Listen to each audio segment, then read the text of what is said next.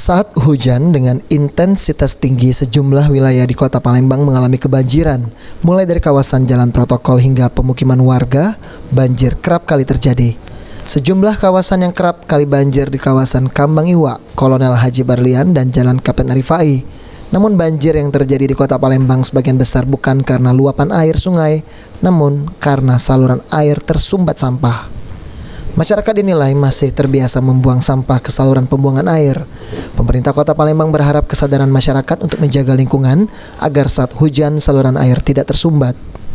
Untuk mengatasi banjir, pemerintah Kota Palembang telah melakukan berbagai upaya.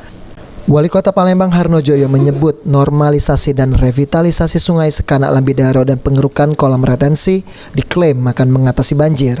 Selain itu, normalisasi juga bisa dimanfaatkan oleh IPAL yang sedang dalam pengerjaan. Kita sedang merestorasi sungai Sekanak Lambidaro yang nanti kita harapkan airnya akan bersih, ya, lingkungannya akan rapi, ya tentu dengan hadirnya, salah satunya dengan hadirnya IPAL. Aprian, Topal TV.